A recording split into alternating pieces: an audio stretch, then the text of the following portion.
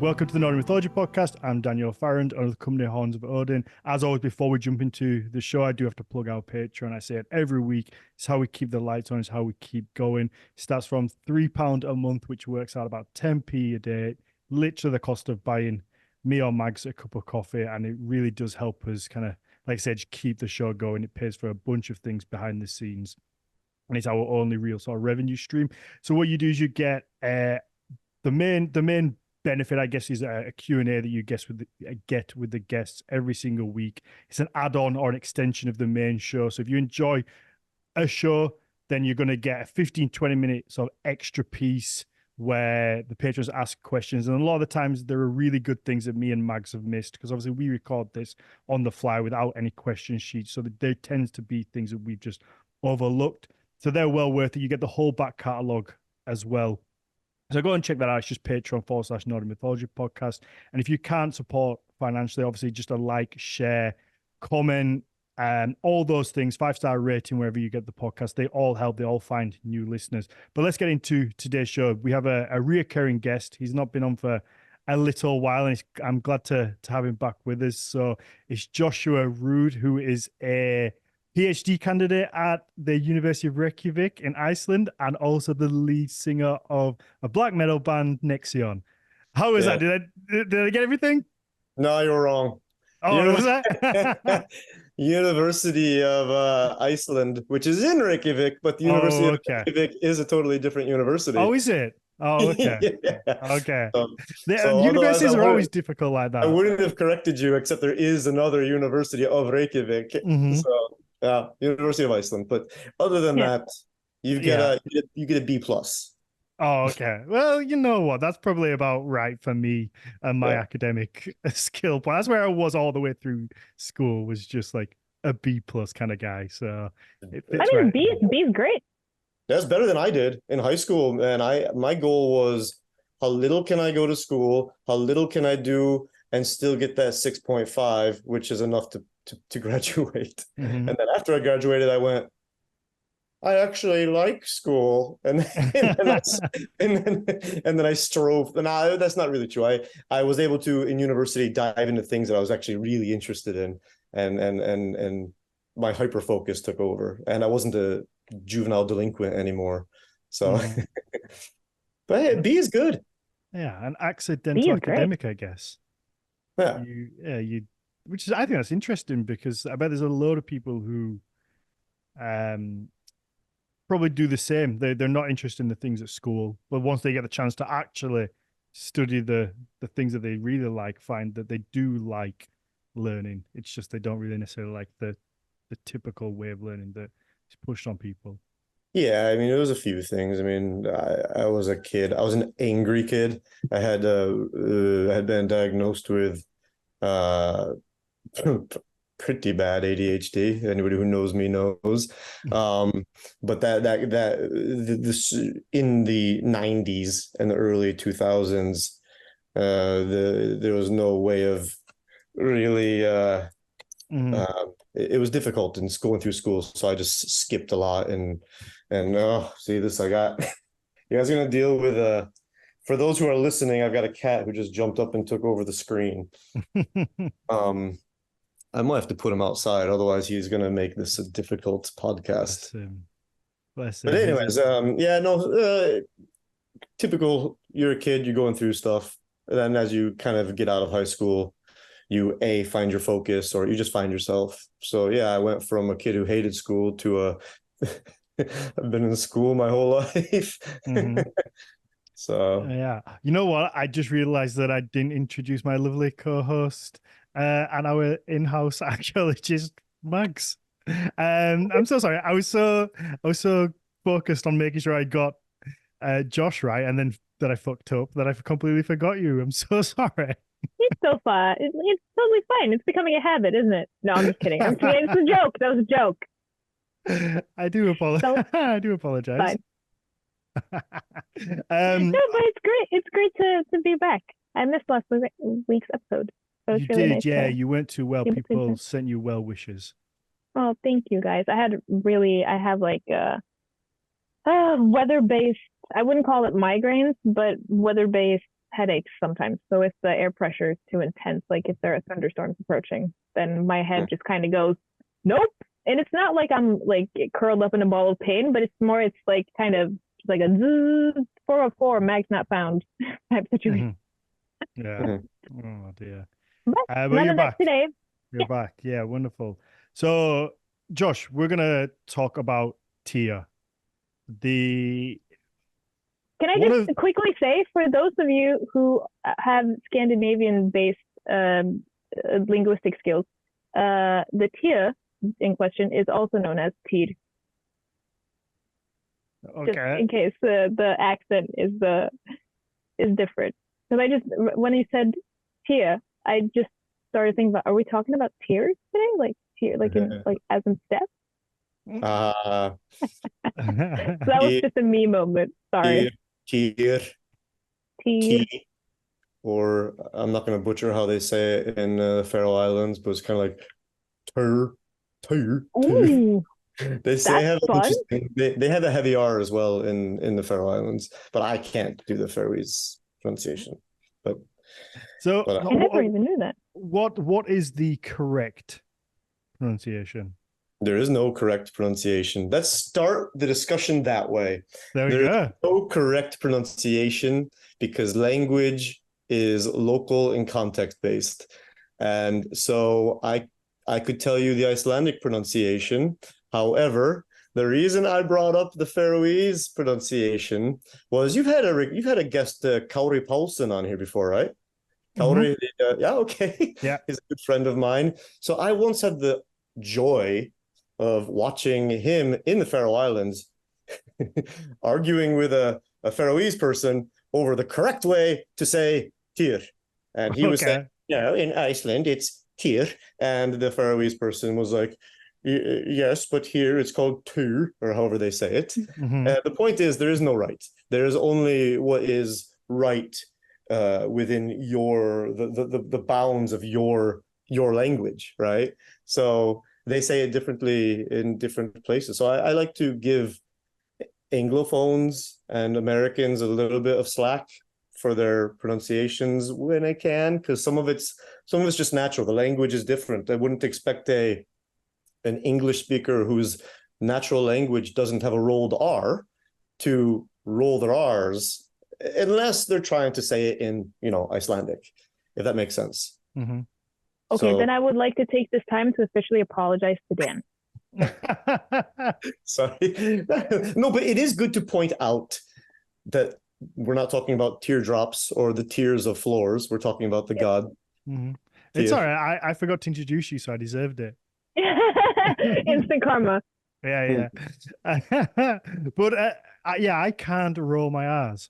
I've messed about with it and I've tried. I'm sure I could if I really, really practiced at it. But what happens if you try?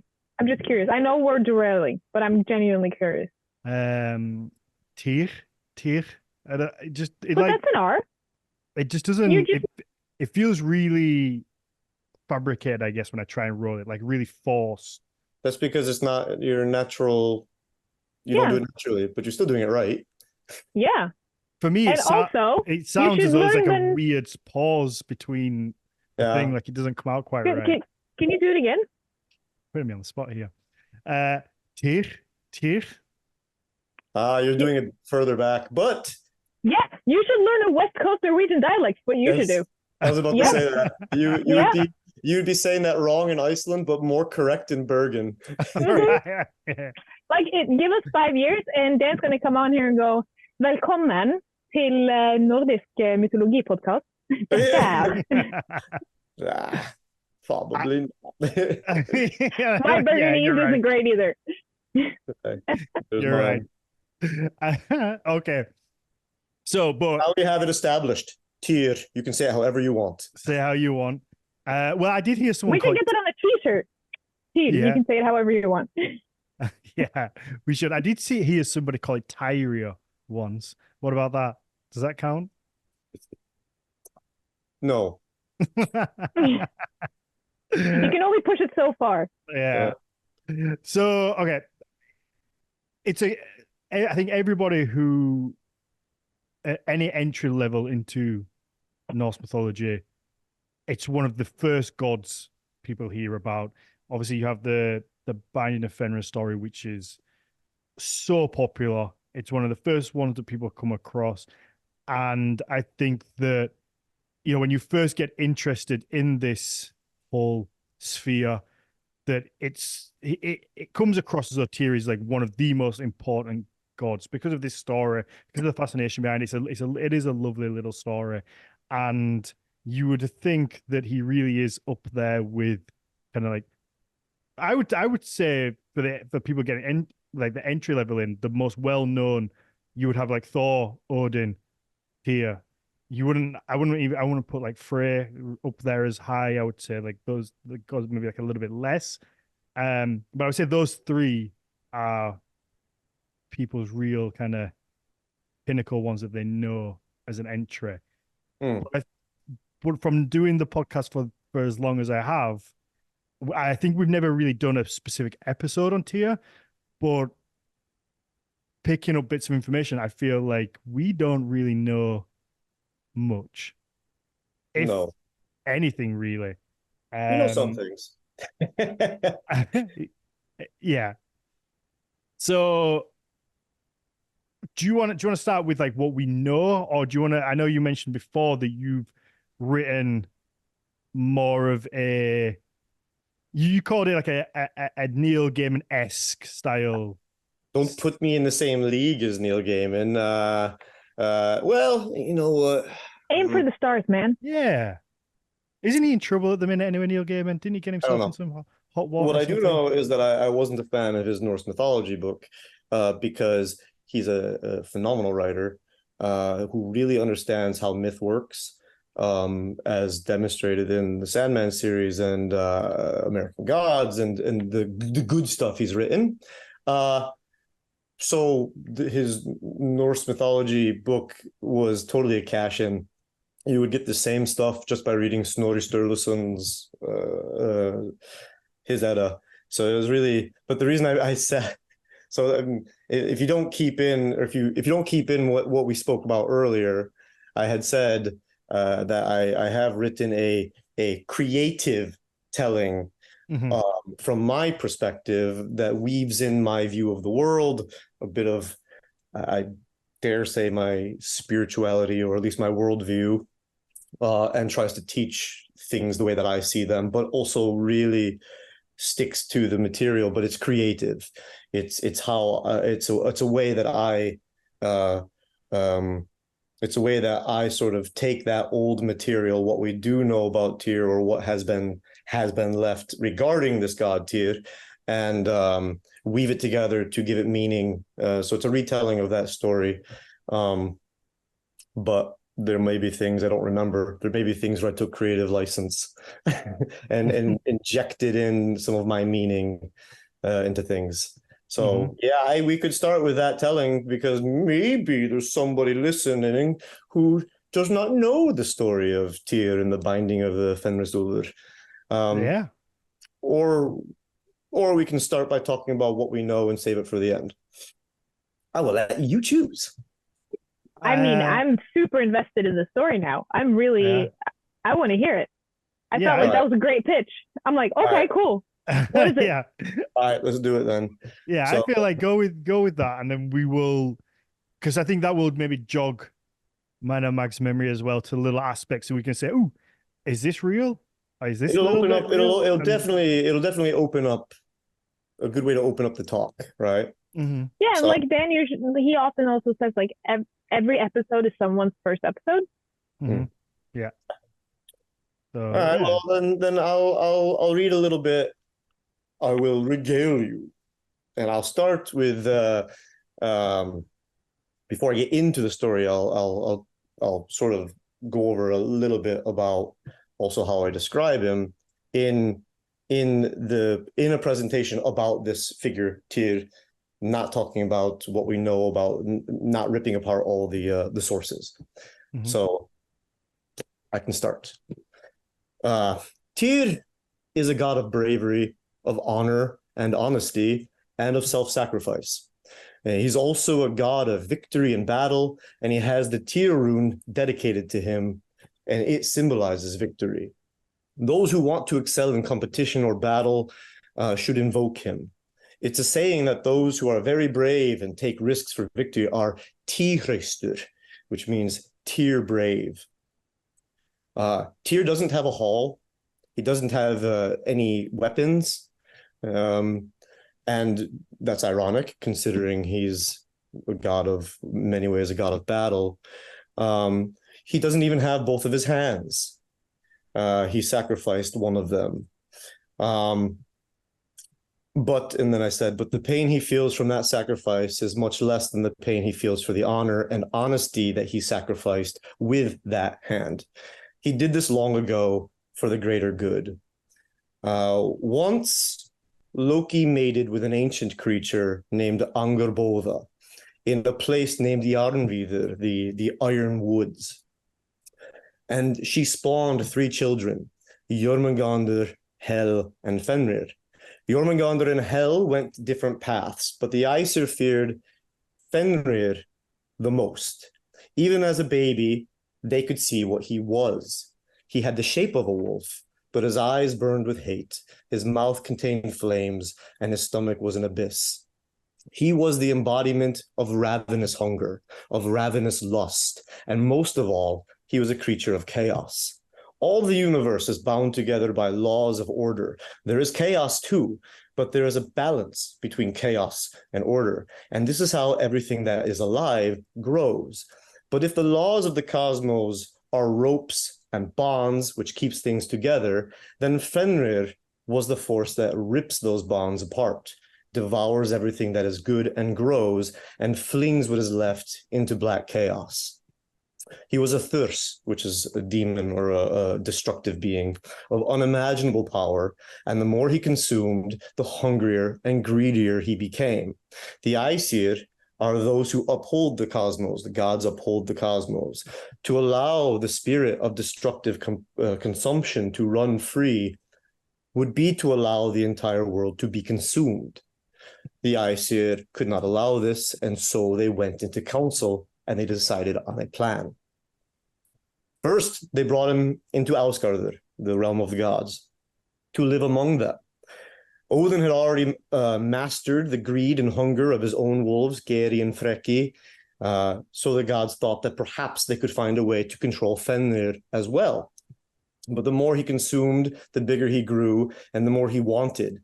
He became so ferocious and mean that eventually only the god Tyr was brave enough to approach him to feed him. The Aesir knew that Fenrir would soon be too ferocious and hungry for Ausgarður, or even the whole 9 worlds to satisfy him. So the only way to prevent this was to bind him so that he could not run free. They crafted a rope, which they named Læðingur, and they approached him and they asked him if he thought he was strong enough to break free. By this point, Fenrir was monstrous and terrifying even for any god to look upon, and he knew that he was extremely powerful. So he looked at the rope and he thought that it would be a simple matter, and he desired to embarrass the Aesir. So he let them tie the rope around him. As soon as they were finished, he pulled, and the rope burst apart. He laughed at the Aesir and their broken rope. Then the gods fashioned an iron chain, twice as strong as Læðingur had been. They named it Dromi, and they approached Fenrir again. He was even bigger and more ferocious than the last time. But they told him that if he could break out of Dromi, he would become famous for his strength. Fenrir looked at the chain, and he could see that it was well made indeed. It might be a struggle for him, but he knew that he had also grown, and great fame comes from great risk. So he agreed. The Aesir bound him with the chain, and he struggled, and he pulled, and he dashed Dromi against the earth until at last it sundered, and pieces of it flew over the 9 worlds. From this, we have a proverb. If you come through extreme hardship, it is said that you drepior droma, you break out of Dromi. The Aesir now were afraid that they would never bind the wolf, but they had a clever idea. Freyr sent Skitnir on a mission deep down into the earth. This mission should be impossible for a shining ray of sun, which Skitnir is the spirit of. But that was part of the point. Skirnir pulled it off, and he came to the Dvergar, the dwarves, who lived deep in the earth.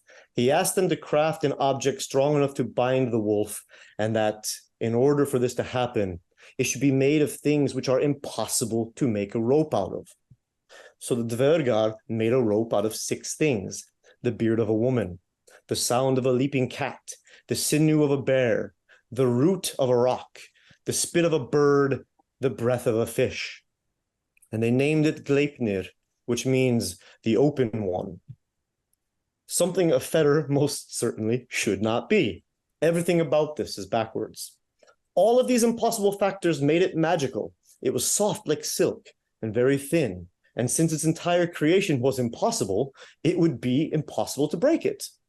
The Aesir took Gleipnir to a lake called Almsvarnir, which means pitch black, and an island called Lingvi, and asked Fenrir to meet them there. When he arrived, they produced Gleipnir, and they said that even though it looked thin and soft, it was stronger than it looked. But even though they couldn't break it, they were certain he could. First, Fenrir responded that there was no glory in breaking something so weak, but if it had been made out of cunning and trickery, he would never let it touch him. So the Aesir responded that if he couldn't break it, they would no longer fear him, and so they would let him go. If he couldn't break it, they would not be afraid of him, so they would let him free from Gleipnir. This was a lie. The gods had no intention of ever setting Fenrir free, and Fenrir was suspicious. And he said that if he could not break free, he did not think he would receive any help from the Aesir for a very long time. But since he would not let them call him a coward either, he told them to show him that they were being honest. One of the Aesir would need to put his hand in Fenrir's mouth while they bound him, so that if he could not break free and they would not set him free, he would tear that hand off. Tyr was the god that stepped forward, the one who had fed him, and he placed his right hand into the wolf's mouth, knowing that this was a trick. Gleipnir was bound around Fenrir, and when the Aesir said that they were ready, he began to struggle. He twisted and pulled and dashed against the earth, but Gleipnir only hardened and tightened until at last he realized he could not escape. This time, all the Aesir laughed, except for Tyr. He lost his hand. That's a direct quote from Snorri, by the way. Nice. When Fenrir understood that they would not set him free, he bit down and tore Tyr's hand free from the wrist. And the Aesir at that time took a second fetter that they had, and they called it Gelgja, which just means fetter. And they used it to fasten Gleipnir to a great rock called Gjöll, which means the thundering one. And they drove it deep into the earth. They took yet another rock the size of a mountain called Viti, the smashing one, and they drove it even deeper into the earth. Fenrir let out all of his fury then, and he howled, and his voice rang over the 9 worlds. And all those who lived cowered in fear. He bit and he snapped at the Aesir, but they took a sword and put it in his mouth, so that the pommel pressed against his lower jaw and the tip pressed against his upper jaw. And he gagged and he howled horribly, and the saliva that runs from his mouth and forms a great river is called Vaun, which means hope. Because as long as that river flows, there is hope that the earth will not be consumed and destroyed. And Fenrir will remain bound until there comes a day when our own bonds begin to break, and we begin to consume and destroy. This is where I interject myself. And we begin to consume and destroy the earth. If there comes a day when we no longer value relationships over consumption, and we turn on our families and betray the balance of relationship and nature, that is when Ragnarok will happen. That is when the earth, the gods, and all those who depend on each other will collapse into chaos. This was described by the ancient Volva when she spoke to Odin, and she said, brother will fight and kill each other, and families will destroy themselves. The world becomes hard with great whoredom. Sword age, axe age, shields are shattered, wind age, wolf age, before the world ends, and no man will have mercy on the other. Garmr howls terribly before the mouth of the looming cave. The fetters will break and the ravenous one will run free. She sees over the worlds. She knows much. I see far ahead to Ragnarok and the doom of the gods. I keep going, but maybe we could stop there. Yeah. Wow. That's my telling of the story. That's really cool. Thanks. I enjoyed that a lot. Yes, man, that's beautifully written. I really enjoyed that. That's yeah, full credit that it was. I really like that. Thanks. So I know people are going to ask whether they can pick up this and read it. Not for a couple of years. So and did you say before that it's going to be in Thai? It's already okay. So that's part of a chapter I wrote for a book that I wrote to be published in Thai specifically for people in Thailand. It was part of a project that I was a part of with some of my contacts in Thailand. And so the book is in Thai. Of course, I wrote it in English, but the only published version is in Thai. However, so therefore, if you can't read Thai, if you can read Thai, if we have any listeners out there who are Thai or can read Thai, this is your time. Yeah. This is your time. If you can't, wait a couple of years. I've decided I have plans. I mean, I will. The version that's in Thai is the version that will be in English will be bigger with more stuff and also with a lot more. It will have a bit more from me into it because I had a time limit for this. I had to write things very easily because they were translated, which also meant I didn't worry so much about my wording and stuff like that. So you're gonna have to wait a couple of years, but you'll get a better version in a couple of years, I think. Wonderful. Yeah. Really cool. Thanks for sharing, Josh. Yeah, thank you very much. No problem. Okay. So how should we do this? Because I have questions already based on like things that just from you reading that popped up in my head and I've gone, ooh, is this true? Or things that I've seen. So the first one that I would like answered because I see this argued all the time is which fucking hand did he put in the mouth? Because you obviously said the right hand. Now, do we know that? It's the same thing with like Odin's eye. Like people argue over which eye Odin lost, sacrificed. Like it's this thing. It's his right hand. Yes. I'm trying to remember which source says it, but it's either Snorri. It's either Snorri or it's said in Lokasena, but it is said that's his right hand. Okay, so that we do know. Yeah, which is ironic because one assumes the right hand is the dominant hand. It's also the hand that was used while swearing oaths, or has been suggested by researchers that the right hand was used to hold oath rings, probably because the right hand is the dominant hand for most people, of course. And so to lose your oath hand it's quite symbolic, right? So you have this oath that Fenrir will not be betrayed, but it's a broken oath, and he loses his oath hand. So there is a symbolism in the loss of the dominant hand. Could it just be that he's left-handed? And could be, but he's not a real person. Well, there is that. These are the stories are systems of symbols that tell us things. So if he's left-handed, then it doesn't make any. Okay, yeah, you know what? That's such a good point. It's a great way. It's a great way to think of it because until you said it, then I was trying to, I guess, apply my logic brain to everything when it doesn't need it. It can quite easily be have the symbology. Yeah, I mean, these are not everything that's in myth is symbolic, but quite a bit of it is. It the way that things rely on each other, the relationship between. So, but I will double check and look which sources say it's his right hand. But I am very certain that one of that it is said it's his right hand.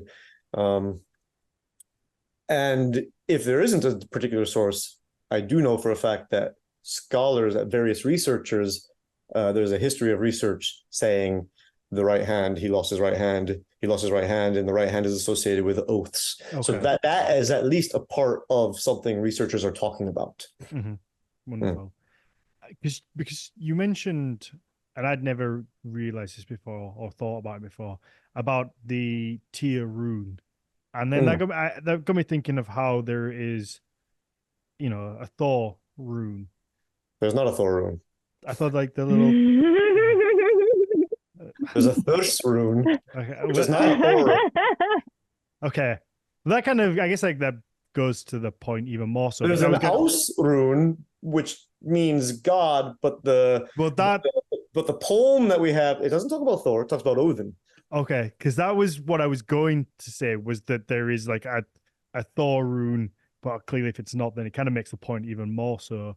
But then I was going to say there is like a God rune, but it doesn't really come back to Odin. A lot of people associate it with Odin, but it doesn't get really called like Odin. I mean, I think it's the... Oh boy, this is where people are gonna, because which one is it? It's the Icelandic rune poem.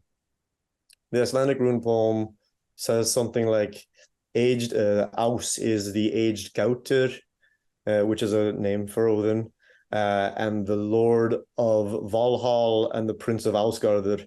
So it's whoever wrote that stanza very clearly meant for it to refer to Odin. But that does not mean that the rune is an Odin rune, because we know that there was lots of versions of the rune poems. It just so happens that whoever came up with that stanza, they were clearly thinking of Odin. Okay. So if there is the Tyr's rune like that is unquestionably like okay. Yeah, because the Tyr rune, well, it's okay. Okay. The Tyr rune, this is where, now how do we want to dip into this? Tyr means God, deity. It means that you have two forms of the name Tyr. You have the noun, the common noun Tyr, which just means deity. It appears quite a lot. Odin is called Gautetyr, I think. Thor is called Reiðtyr, the god of riding. The gods are called Tívar quite often throughout the Eddic poetry, and Tívar is simply Tyr in plural. But then you've got a god named God. So you've got Tyr, whose name is the same as what all the gods get called. So the rune, the Tyr rune, could have originally meant deity, just like the Aus rune. But the rune poems, I think both the Icelandic and the Norwegian, particularly, not the Anglo-Saxon, but the Icelandic and the Norwegian rune poems, I believe both say Tyr is the one-handed god. And the leavings of the wolf. So literally, you have in the rune poem, one of the rune poems, I think it's the Icelandic rune poem, you have the Tyr rune, it's the one-handed god, and then it also says wolf shit, because the leavings of the wolf means literally the wolf shit. So, which is a reference to the fact that his hand was eaten and then shat out by Fenrir. So the T rune at a certain point became associated with Tyr. So again, it's similar to the Aus rune being referencing Odin, but Odin is never also just called Aus. But the Tyr rune, Tyr means a noun, god, just a common god, but it's also the name of a god. So it became much more attached to that god named Tyr. That makes sense. It does. Yes. Yeah. My mind's spiraling off into all different directions. So I'll add another thing. An interesting thing about the T rune is that in Sigurdrifamal, one of the Eddic poems, it's probably my favorite of the Eddic poems, actually. Sigurdrifamal is primarily a big, long list of ways that runes can be used. And one of the stanzas says, if you want victory, you will carve the T rune, or you will carve victory runes, I should say. You will carve victory runes on your weapons and on your gear and call on Tyr twice for victory. So while we can't say that victory runes are the Tyr rune, the connection between the god Tyr and there does seem to be a correlation between that rune and that god in Sigurdrifamal, that poem. So and to add another thing, here we go. We find bind runes, if you want to call them bind runes, or we find little ligature, little runes that look like trees, little symbols that look like trees, that look like 3 T runes stacked on top of each other, which researchers have said is the T rune bound 3 times, not twice, but 3 times. So there lends credibility to the idea of at least multiply carving the T rune on something. So there you go. How's that for info dump? Yeah, I'm trying to think of the direction I want to go here, because I don't want to jump ahead too much. But the blaring question to me is that,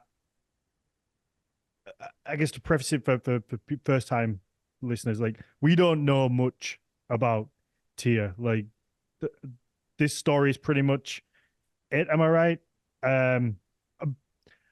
Versus, is there like maybe possibly one other where he helps Thor collect a cauldron? Is it? Yeah. So like, we'll kind of jump back to that, but what I mean is, like, we don't know much about the god. Now, clearly he's an important figure, because to have to be tied to a rune, to have this quite important story, or what seemingly important story. Now, is it possible that maybe he just didn't ever exist? Are you saying this because you've heard rumors about me? No. This is just what I'm thinking. Genuinely going off the top of my head, like, is it possible that maybe he just didn't exist? And because I guess it came when you mentioned about the rune being associated with just the word for God. So maybe you carve the rune because you want a god to come and help you, and at some point it's become this idea that it's a single god, whereas the story itself, you could probably place any god in the position of Tyr in the story of the Binding of Fenrir, maybe geographically where you're placed, for whatever figure you want to put in there. And at some point it's just become kind of mistranslated as it being one god. I guess because it seems like the importance for what would seemingly be such an important figure, we know so little and have so little reference to. So you are onto something, or at least you're on the same track that you're on the path that I have delved. Okay. Yeah, because I feel quite smart now. I was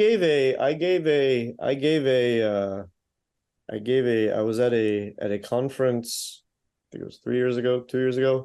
I was at a conference with and the reason I'm name dropping him, Jens Peter Schutt was in the audience. And the reason I name drop Jens Peter Schutt is Jens Peter Schutt has written quite a bit about Tyr. And and I stood up on the podium and I threw up a quote by Jens Peter Schutt talking about how Tyr was the god of this and the god of that. And then I proceeded to say that I completely disagree. Completely wrong.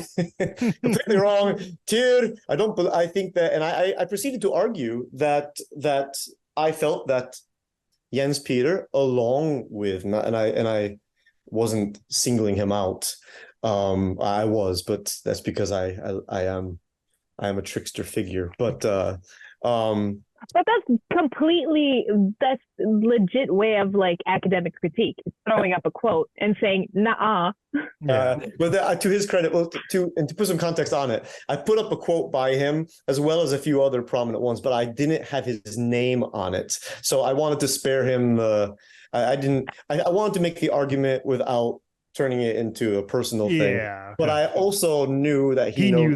Yes. He knew that. So he's squirming. So he's squirming, of course, and it was great. And of course, we had a great conversation afterwards. And but the point was, I proceeded to give my conviction and my argument, and it's not.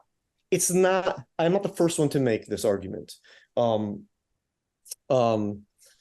Klaus Dual was a researcher in the 70s, I think, who argued back in the 70s that originally Tyr, the name Tyr, it was just a noun, and that was what was used, but that over time, the deity that we think of, the one-handed Tyr, that figure came to develop later. I think in the later, as in what? What does later mean in this context? Like Viking Age, or like after the Viking Age? Or? No, I don't remember how late he goes, but I'm gonna get to this. I'll kind of put some context. Sorry, didn't mean that. To. No, it's okay. I was thinking, I don't actually remember how late, but when we say late, it's either gonna be late Viking Age or after conversion. But that area is so gray that usually when we say late, it's because it could be either late Viking Age, late paganism, early Christianity. However, other researchers, one other researcher, Martin Sigurdsson, has argued similarly. And now here I was arguing it, but I was arguing that researchers, not some research, but that academia itself is based on a lot of assumptions that we all take for granted without realizing it. And when it comes to Tyr, for example, this is a god that the body of information that we have on Tyr, when we talk about Tyr, and why is this god even viewed as an important figure? That's not because of the original source material. That's because of researchers who have made arguments using very scant resources, and for example, a big chunk of what makes people argue for Tyr being an ancient god, and how they kind of cobble together this idea of Tyr is they rely heavily on Interpretatio Germanica and Interpretatio Romanica. So that Romans, primarily Interpretatio Germanica, so that you've got this this Roman author is saying that the Cimbri, or this Germanic tribe, worship Mars. Mars is the god of war. Tyr is a god of war. Must be they're talking about Tyr. And you get researchers arguing that, and then it sort of sticks and it becomes a part of the foundation that other researchers argue about, until you fast forward and people are taking a lot of things for granted without really going back and saying, how strong is the evidence? Especially because in the 70s and really up until the early 2000s, people sort of saw Old Norse religion as this fairly static, systematic, single system of religion, what's it called when a pantheon, like, and that it went very, very far back. We know now that that's not the case. We had lots and lots of gods, and it was ever changing. It was very local. And so how do you talk about a deity in the late Viking period, Tyr? What would that deity have been like? How can you, it's very hard to make leaps and bounds all the way back to the Roman era and just say, okay, so Tacitus is talking about Tacitus being a Roman historian in the 1st century. And if he says the Hermanduri, or this tribe sacrificed to Mars and Mercury, well, it's today it doesn't fly to just say, Mars was Tyr, Mercury was Odin. Do you see what I'm saying? So this is such an important point, and I'm just sitting over here trying to keep quiet because I'm just like, yes, please, because it's an interesting argument to make, but it becomes a problem when it becomes academic tradition, when it's just taken as fact. Yes. So and a lot is taken as fact, and then so my presentation was to try and take a lot of these assumptions and say we really need to rethink these, because when you strip away heavy assumptions, and I find to be poor, I think it's a poor argument that Romans referring to Mars are referring to Tyr. I think that's I don't buy it. Knowing what I know about the nature of Old Norse religion, and I do not buy it. But that has created the foundation of so much. If you strip a lot of these assumptions away, what do we have about this god named Tyr that we can talk about? And that's when you see there really isn't a lot. But there isn't a lot for a lot of the deities. But we make big assumptions. As you said, people think of Tyr as this ultra important god. But do you want me to talk about the sources? Yeah. Yeah. Okay. Yeah, so great segue. I think we go into specifically what we know, but I think that's such an important point, because how are people like me, or just like the layperson, ever going to get an accurate picture when there's so much academically that's built on things that like I said, academic tradition of things that have just come through and just become kind of quote unquote fact that maybe aren't. But I wonder, I don't know if you would agree with this, Josh, and we'll go after this, we can go straight back into the sources and what we actually do know about Tyr. We can also go into all the things I don't agree with about what researchers agree to say. But but one thing I'm thinking is that, not to give early academics too big of a slack, but I think all of this has kind of become cemented because there's been this tendency to equate Norse mythology to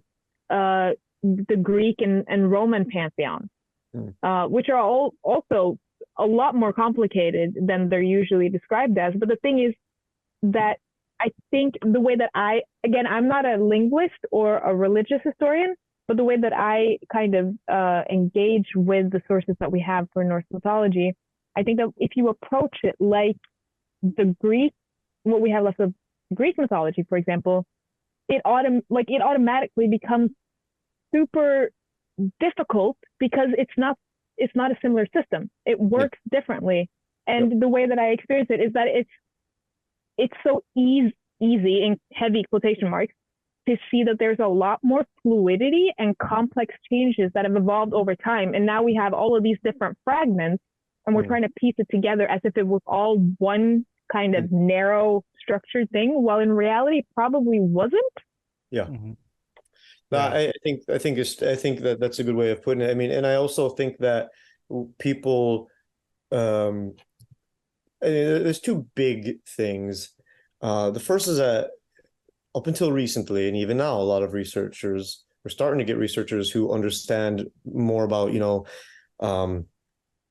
indigenous and living pagan traditions, shall we say, or traditional religions, than a lot of the researchers who talked about Old Norse religion in the first half of the 20th century and up for the last 50 years. Many of those researchers never spent time doing, shall we say, anthropological research or with people whose religious world is sort of decentralized and shall we say tribal, is land-based, shall we say, as opposed to doctrine-based, because most researchers come from, the Western world is based on doctrinal religions, and that's how people inherently look at spiritualities.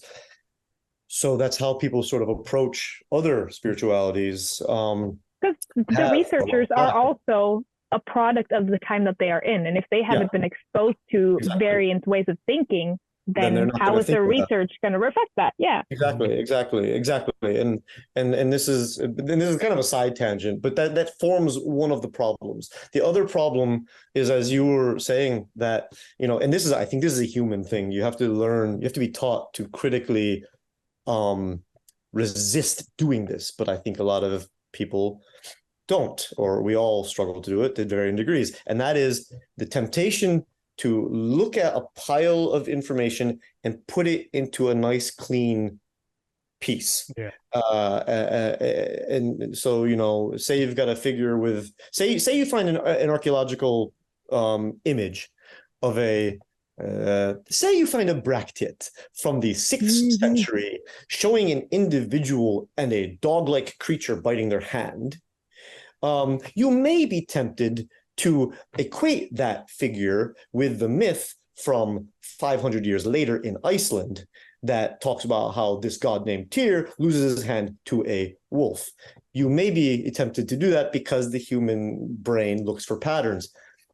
You might want to really resist doing that because you've got a lot of time in between, plus geographic area, a lot of social contexts have changed, and we're talking about literally different cultures at this point. But when you're looking at the past from the lens that we have, it's very tempting. It's not tempting. It's very difficult to see the vast amounts of time and space between the bits of evidence that we have. So researchers do tend to cobble things together. We have to some degree. So, but the history has been, you take these bits of evidence and you put them together, and you often have what I feel is a model that's just far too, it's just not accurate to what we would have had if we went back in time.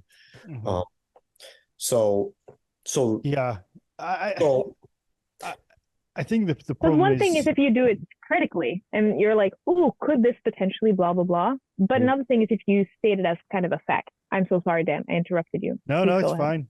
I was going to say that we live in a day and age now where everybody wants everything in bite-sized, neat little bits of information. Yeah. Particularly like the end consumer, you know, the everyday person who's interested in this.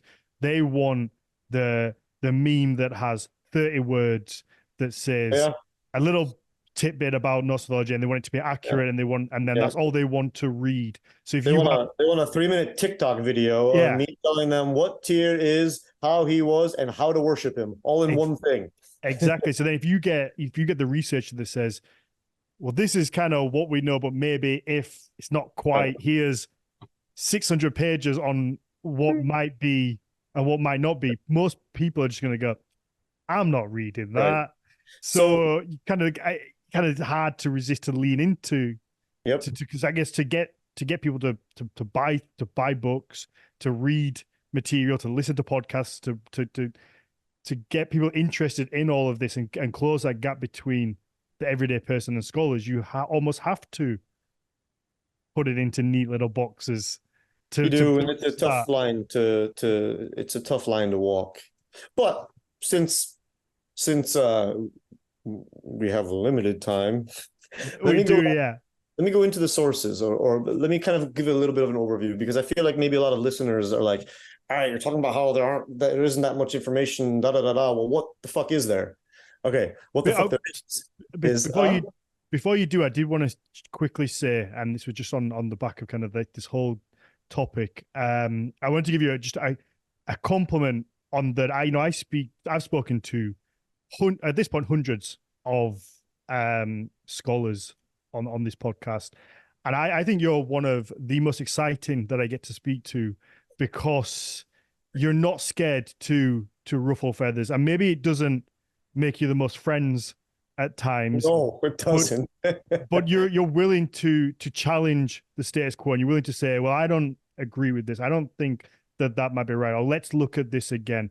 And I think that's so important, and it's so exciting to have someone like you. And same with Matthias to a certain degree, maybe not as extreme as what you go, but still the similar sort of thing of to be willing to criticize the peers and to say, well, I don't think that is maybe right. I don't think this is how it should be. And that's super exciting. And I love getting to talk to you because you're not scared to do that. Whereas a lot of other scholars, when they get to a certain level, will then, there is that level of respect where they won't openly say they disagree with something because of that respect. Whereas I think a lot of people, whilst you may get a lot of stick, I think a lot of scholars probably will also respect you for the fact that you're willing to say, "Oh, I don't agree with this." So I want to give you the compliment on that and the credit for being the person that is willing to do that, because not everybody has the balls to do that. Oh, yeah, because not only is it exciting, but I think as a fellow researcher, I think it's really important to do it, even though it's hard work. I mean, we're in the human science, social sciences. And the only way that the social sciences can further, and this is, the social sciences rely on peer review. They rely on the discourse, and so even I will I'll push an idea, maybe too far, but it will cause some already held, or at least I hope, already held assumptions to be dropped, and that's what social sciences need. So it's just what I do, but I don't think, I mean, I haven't had any problems with it. I don't ruffle researchers the wrong way. I ruffle internet people the wrong way. Well, that's just too bad for them. Yeah. Sorry. I'm going to be that person. If you're a person on the internet who gets upset by actual research being done, tough shit, man. Yeah, but they do their own research. You forgot. Remember, they did their Google. Oh, yeah. They have a degree in the School of Life. Yeah. Mm-hmm. So, anyway. Well, that's the thing. If you're on Facebook and Josh takes the time to write you a lengthy answer to a question or a thought you have the decency to fucking listen to it, because you are one of the only scholars I see that really does try to. I'm doing it less and less. Yeah, well, you can't. Never ends well. You've got to, because people don't listen. And I think we spoke about. It really ends with me being insulted. Mm-hmm.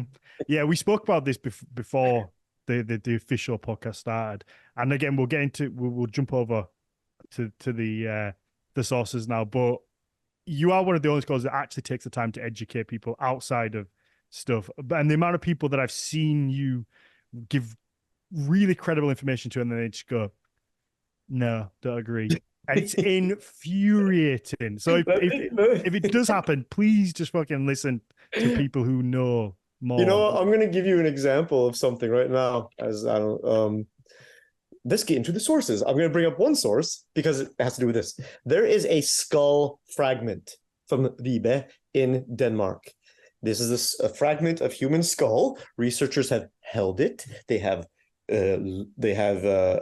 applied whatever things archaeologists. You're an archaeologist, not me. Well, I would say whatever conservators need to do to take care of the bone. whatever archaeologists need to do to say this bone fragment is indeed a bone fragment, and indeed belongs to a human. They did all those things. This bone fragment, that it's part of, they know exactly what part of the skull it's from a human. It is inscribed with runes. That is essentially a what seems to be a sort of prayer, and it calls on three names: Wolf, Odin, and High Tyr. I recently posted about that on Facebook on my page, and somebody commented with, "No, it's skin." and this is the thing, like, it's the internet, man. This was one of the few times where I went, I'm not even gonna argue with that. Mm-hmm. Yeah, I mean, that's just too dumb.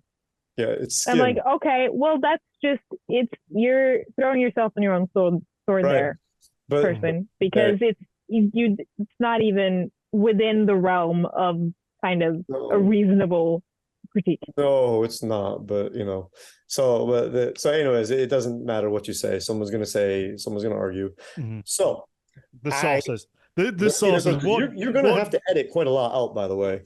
That's all right. We can leave it there. Everyone's they're gonna have to sift through our No, All because right.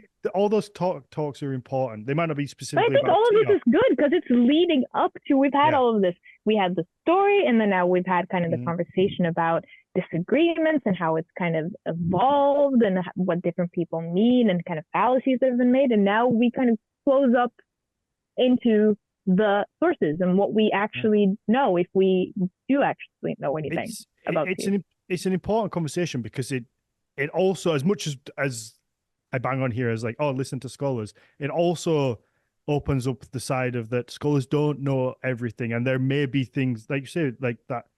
And that's the point. Scholarly like bias where it's built on like these are important conversations because it hopefully makes people think and realize that aren't in the scholarly world, that things maybe aren't always 100% true because they've come from a long history of being assumed are right.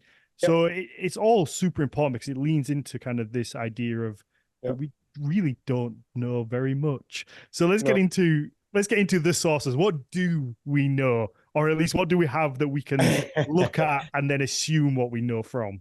All right, so you're let me off the leash and let me run free to rant.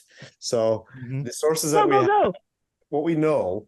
Let me kind of take a step back. So regarding the god tier, the one-handed god tier, things that we can say, yeah, this is that god. This is what we know about tier. It kind of, I might miss a few things, but we've got Snorri Sturluson is the prime and really the biggest, almost the only source in that. He's the only source that gives a real story. There's one story where Tyr is the protagonist, where he's a main figure, and that is the story that I already told. That is told in prose, it doesn't exist in any poem. Snorri Sturluson tells it in Gylfaginning, and then he kind of also talks about Tyr, how Tyr is. He says that like Tyr has one hand, and that you can call him the feeder of wolves, and he's the god of battle.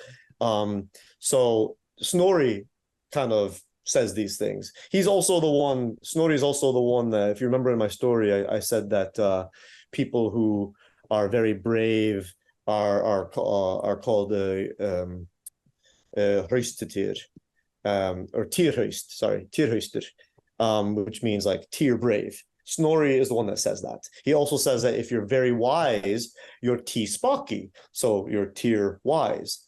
So this is what we know. It comes from Snorri. It doesn't come from a poetic source. Lokasana, Tyr appears in a couple Eddic poems, very hardly. I mean, he appears like he actually has like a line in Lokasana. So in Lokasana, where Loki is insulting all of the deities, there's a short exchange between Tyr and Loki, and I don't remember exactly what is said, but it refers back to that same myth. So we've got the idea. Okay, and really, those are the only two written sources. I mean, you've got let me actually. I'm thinking out loud. It's all right. You've got the later written later rune poems that identify Tyr as having one hand and associating with him with a wolf, right? So you've got those. These are all quite late, and of course we can always say it's quite late. But the thing is, what I find very interesting is that Snorri's account of this myth, you quite often, and with a lot of the stuff that researchers can kind of say, yeah, these ideas are old. Those are often things where Snorri is also, he'll tell the story, but he's also referring back to poetry. So he tells the story of Ragnarok and such, but he also refers back to a lot of the Eddic poetry while doing that. He doesn't do that with this particular story, and I'll kind of touch on that in a bit. But you've got Lokasana, mostly Snorri. You've got the later rune poems, And you've got Himmiskvida. Now, Himmiskvida is the story where Tyr, or it's a poem where Tyr accompanies Thor to get the kettle from Hymir, to make the booze for the gods to have sumbel, their drinking ceremonies. What's fascinating? And that's poetic Edda, not Snorri? This is an Eddic poem. Himmiskvida is an Eddic poem. Yeah. So it's an anonymous author. It's probably most of the Eddic poems. The form that we have, it was written in the 13th century or the 14th, depending on which poem. But most of the Eddic poems, I was just double checking my dates. Most of the Eddic poems, most researchers agree that a big amount of their content is pre-Christian. It doesn't mean it's old, but it at least stems from a pagan milieu in Scandinavia, and that it was written down during the Christian period with definite changes, but a lot of that content does come from a heathen background. Mm-hmm. Whereas Snorri is drawing on stuff, but his material is also quite, I like to describe him as Tolkien before Tolkien, where he's drawing on old mythologies and creating something new. I love that. So Himmiskvida and Lokasenna both refer to Tyr, but very in passing. Now, Himmiskvida, Tyr, there is nothing to even acknowledge that this is it doesn't ever mention his one hand. There's no idea that this is that Tyr. And in fact, Snorri also tells the story of Thor going to get the kettle from Hymir. He does not say Tyr accompanied Thor. He says, forgot his name. Thor, one of Thor's helpers, Skelvi, goes with him. So Snorri either consciously omits Tyr or had a different version where it's not a god named Tyr, it's a helper of Thor who comes with Thor. So Himmiskvida sheds no light, because it's just this god named Tyr comes with Thor. Thor's the main protagonist. That god named Tyr is the son of Hymir, and presumably the son of Hymir's wife, but that's disputed. But the point is, that's all we know about that figure. Those are the sources, and I know it sounds like I just described a lot, but I really didn't. So you've got place name evidence. There's not a lot of place names there's one place name that has Tyr in it in Norway, I think one in Sweden, a couple in the UK, but the vast majority, a lot of them in Denmark. So there's a lot of place names. Tiso, Tyr's Lake, is a big, a very famous one, because there's a big cult site there where a lot of sacrifices were made. But we should be cautious about saying our place name, the Lake of Tyr.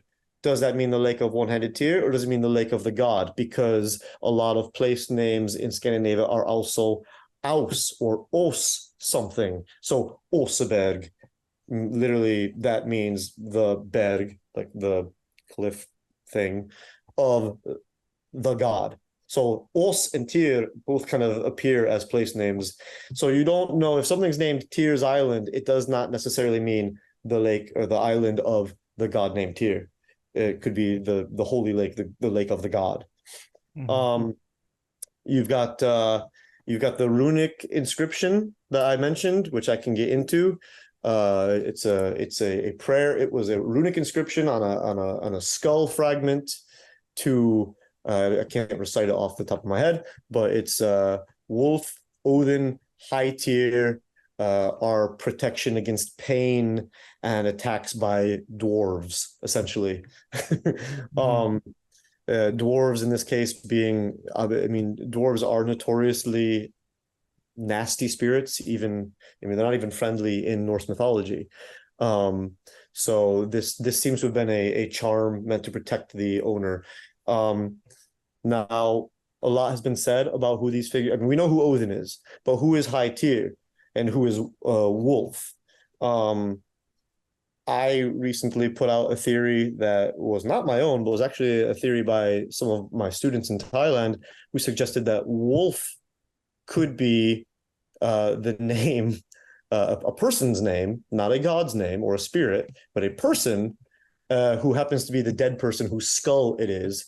And that the reason that the person has it is because the person has this skull of a person named Wolf, is because you can to help call on the dead as protection.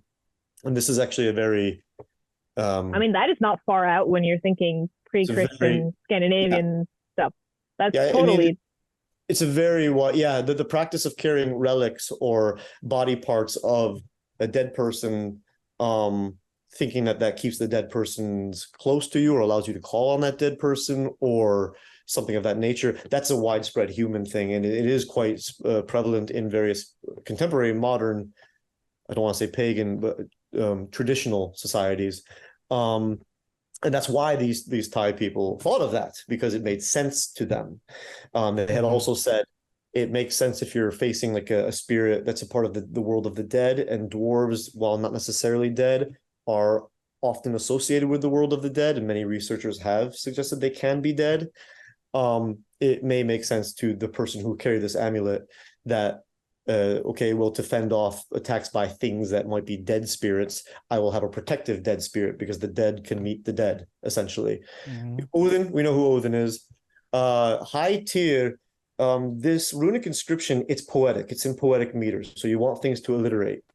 It's not the first inscription or reference in Old Norse religion to calling on three different spirits, one of them being the high god. So you have a oath in you have a Gulathingslog, I think it is. It's an Icelandic oath where at the law assemblies in Iceland, you needed to swear on Njörður and Freyr and the Almátgiás. So Njörður, Freyr, and the all-powerful Aus god. This is not a reference to the Christian God, because the Christian God is never called an Aus. That is specifically a pagan deity. So Almighty Aus, High Tyr, they're almost the same. I feel that these are formulaic, where you can call on the High God, the High Tyr, or the Almighty Aus as a sort of cover your ass. Like a title, kind of? Can that relate it can also be a because of maybe God's power is regional. Also, you're playing into the idea of it's alliterative. I think it's part of a formula. You're calling on three deities or three spirits. Here's this one. Here's this one, and the Almighty and the all powerful one to cover your asses, your ass. Does that relate to? Is it in the Poetic Edda where Odin visits the three? Is it like you talking about Gylfaginning, where the king Gylfi visits three gods? Yeah, and it's like high, equally high, and third, and like the highest. Could it be in relation to that same thing? It could be, but it could also be a play on the Christian Trinity, because it's a Snorri. It could be though. But you often have gods in threes. You have Odin. I mean, one doesn't necessarily exclude the other, right? They're not necessarily mutually exclusive. Exactly. So it could be a little bit of both playing into it. Could the Christian Trinity be almost a way to assimilate that idea into Christianity by having like this idea of a Trinity, because it's so prevalent maybe in like a pagan religion, that it makes it a little bit easier to go, okay, well, we also have this cool Christians definitely had their Trinity before the Christian Trinity is that's not getting into Christian history, but okay. It definitely existed before the conversion. Okay. Yes. But in this case, it can also be chicken or the egg. I mean, a lot of paganism was influenced by Christianity very early on. Christianity was influenced by paganism very early on. And also there's a lot of things in religions that happen to be that way, but they're not because of each other. So I just know and want to make the point that it's quite often that you have three deities called on. And my point with this skull reference is, don't jump to the conclusion that High Tyr refers to one-handed Tyr. It's makes more sense that it's formulaic, the high god. And so that's why I wanted to make that point. So that's kind of it. I mean, there's images that researchers try to associate with Tyr. I think that's very slippery slope. We could get into it, but maybe not now. I mean, I get you. I have issues with people just trying to identify Odin. So yeah, me too. Definitely do. My MA thesis was on a lot of that, and I looked into iconography associated with Odin, and never identified. I argued a lot of images played a role in the development of the Odin cult, but I never pointed at a figure and said this is Odin. And I have a problem with people who do that, or I have a problem with the practice of doing that, because we've done off the top of my head at least 2 episodes on the importance of not just jumping to the conclusion on a figure and trying to just say, oh well, this is a figure of a woman, it must be Freya. Like it's an awful practice to do. You need a lot of contextual evidence to be able to argue that thing. But anyways, then the bulk of, and now, so that's what we have. I'm debating if I want to go into, well, I'll go now into, so aside from that, and there may be some things here or there that I'm missing, but that's the bulk of it. Now, researchers have argued for an old Tyr, based on interpretatio, so based on the idea that when Romans are talking about Germanic people, they say they worship Mars, and that, like using their equivalent to describe whatever this other god is. Right. So researchers will look back, or have. I mean, they're starting to be a little bit more critical about it, but not all of them. But researchers will look and see Tacitus, for example, or Jourdain. He said these Germanic people worship Mars.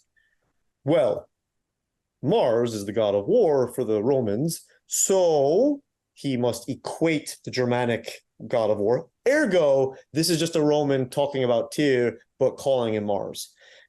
And this is just bad. Again, making the assumption that the pantheon, or if you could even call it a pantheon, that the gods were static figures that remained fixed. Right, which I want to, and there's a thing I'll get into on that. There's a few things, but so there's that. But if you were a researcher who bought into that, or even if we wanted to get quite theoretic, you could look at a lot of the descriptions of what Germanic people did with what the Romans call Mars, and sort of tag those under the research on Tyr. And that forms a body of academic research that sort of builds this figure of Tyr, but it's based on a lot of assumptions, which a lot of what we talk about is based on assumptions. So, I'm trying to ride the line between my own skepticism and explaining to you why researchers have a lot of ideas and why we have this Tyr figure. There's the idea that Tyr is a very old war god, and that was put forward by a number of researchers, but I think primarily Dumezil, that he was the war god before Odin, and this has been mostly thrown out. But there's still the idea that he was an old war god because of the Romans saying that the Germanic tribes worshipped Mars and Mercury, and researchers have just assumed that Mars is Tyr. There's also linguistic stuff. The name Tyr is very, I mean, all words are old, so I kind of hate this argument too. But the name Tyr it is derived from, it goes, I mean, it has Indo-European roots. It goes, I mean, it's connected to the word Zeus. It's connected to the word, I mean, the word deity, Deus, deity, it's from the same brand. Tyr, it's from they're all derived from Proto-Germanic, Indo-European. And so Proto-Germanic Tiwaz or T kind of becomes Tyr. You also have Zeus, which goes back to that. So based on that, there's been speculative arguments by researchers not to reconstruct a theory that there once was an Indo-European god who was the god of, usually they'll assume that he's the god of like a sky god, and that this sky god became Zeus and became Tyr, and so therefore Tyr is very, very, very old.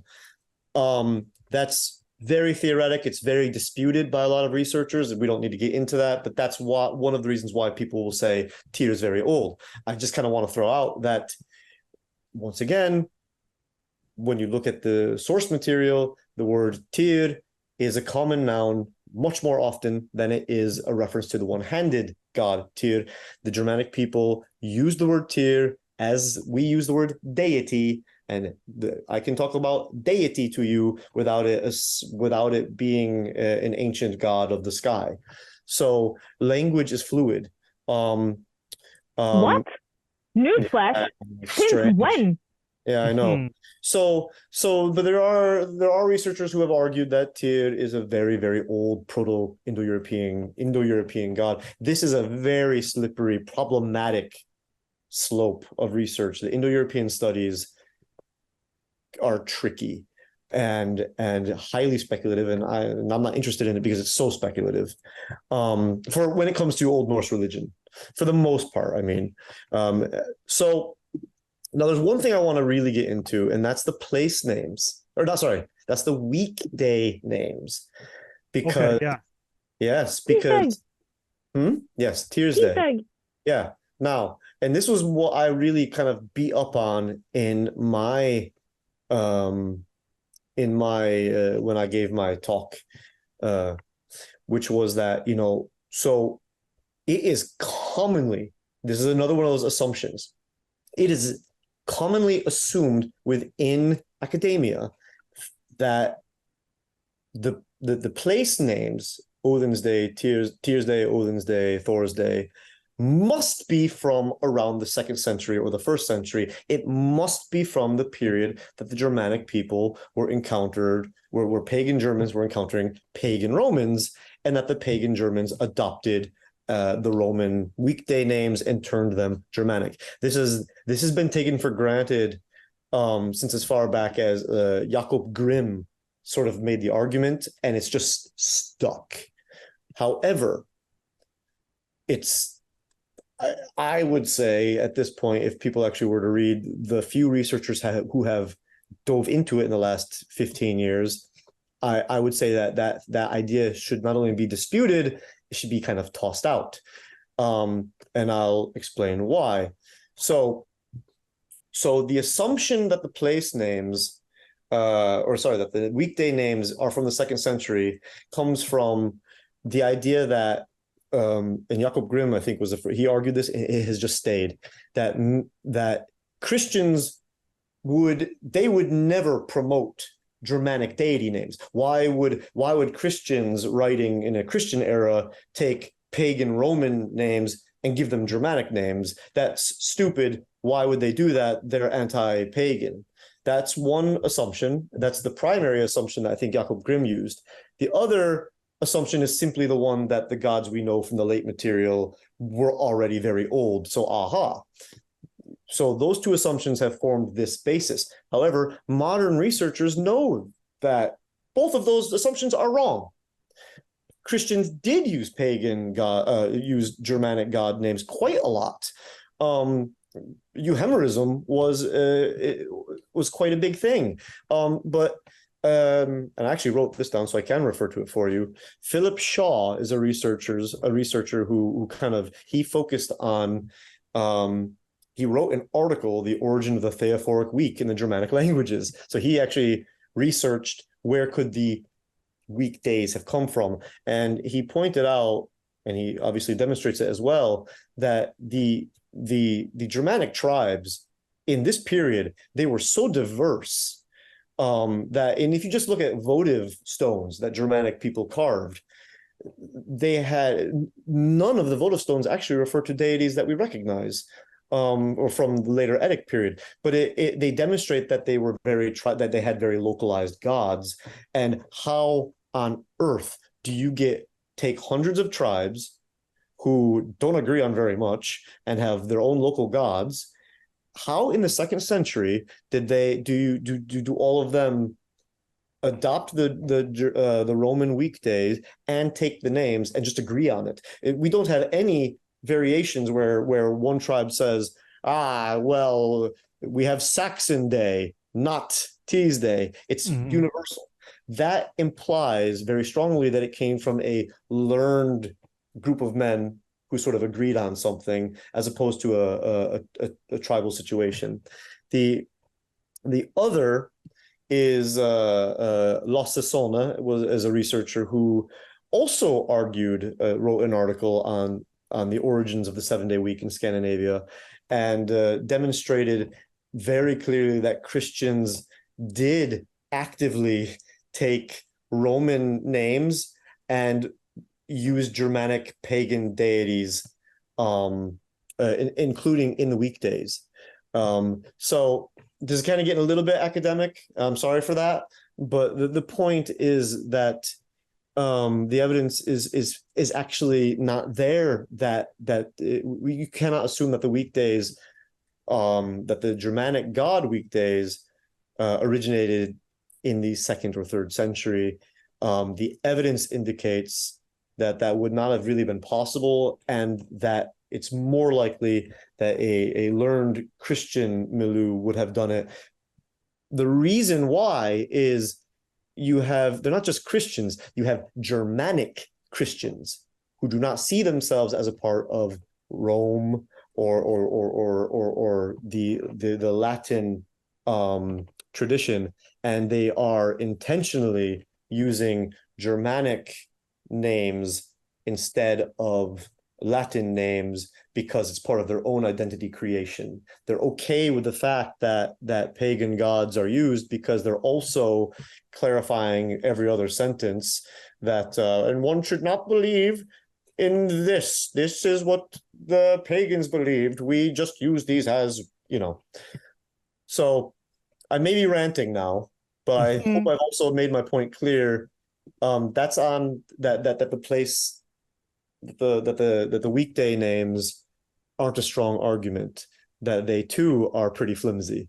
And when you put all of this together, this is the picture we have of Tyr. Yeah, it's not very much.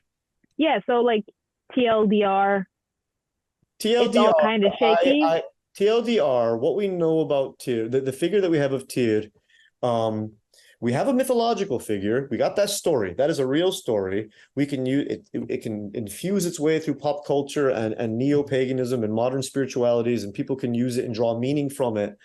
But if we're gonna look at if we're talking about how old is this god, this one-handed god named Tyr, it's very difficult to say that he's much older than the late Viking age, and researchers will debate forever how much older he is than that, but you're not going to find much evidence beyond a late figure. And I personally, and there are researchers who will disagree with me, but I personally believe that the figure, the one-handed god Tyr, is a late development.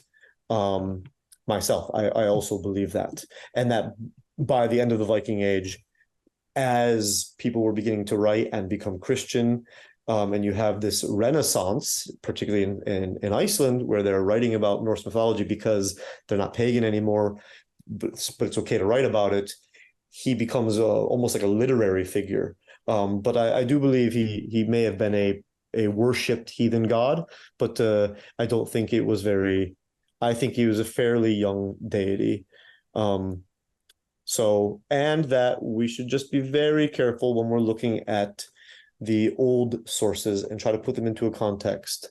So that's the TLDR. There we go.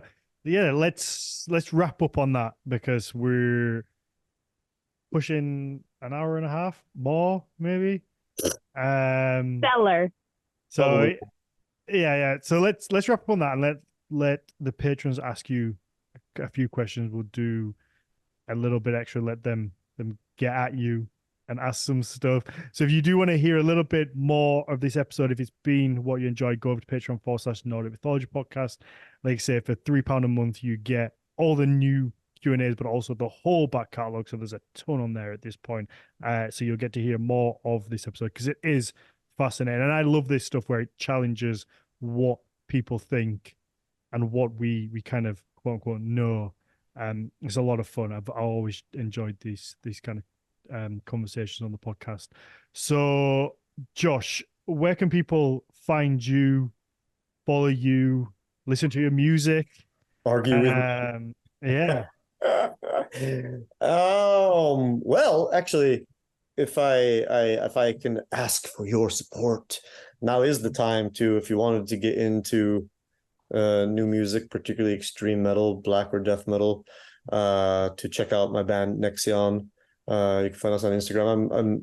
You can find us on Instagram or Spot. Obviously, we're on Spotify. We're on all listening stuff, but it's Nexion, Nexion.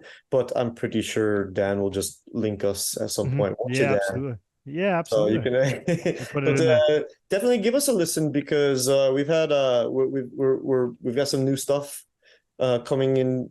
There's some new things in the works, and now is the time to bring up our numbers, our listening numbers. Yeah. We've been a little bit out of the public eye for a little while because we've been working on stuff, but now's the time to kind of get that support. If you're into black death metal, Icelandic black metal, check it out. And the new material will be, if you're into Old Norse religion, and I'm assuming if you listen to this podcast that you are, the new album that will be out is not out yet. It will be more up your alley, I think. I know. So, so check out that. That's my band, and then you can follow me at Eagle on the Ash on Instagram or Facebook, and I'm sure you'll get that linked as well. So that's where you can find me. We can. I love the episodes we do together. So me too. At some point, we will, when the album comes out, we will talk about it and its influences. We can do one on that because that'd be great. I'm sure I speak for so many people that listen to this. You're always a fun person to listen to. That's good because I talk a lot. Agreed. I had so much fun this episode. Yeah. Mags, where can people find you?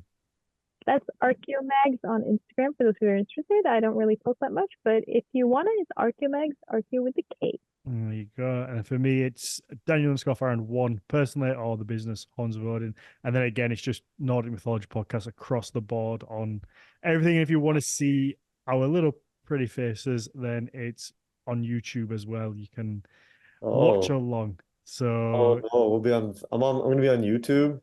Yeah, you should be on YouTube, man. You should totally have a full YouTube channel by now. Anyway, you would. Not yet.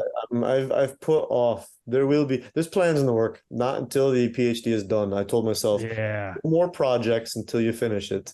Yeah, it's so easy to get. I started a YouTube channel before my PhD started. Then I started my PhD, and I have not done anything with the channel since. Yeah, no, I've been putting off the PhD because I keep doing other projects that are more immediately fulfilling. Yeah, so easy to do. I bet.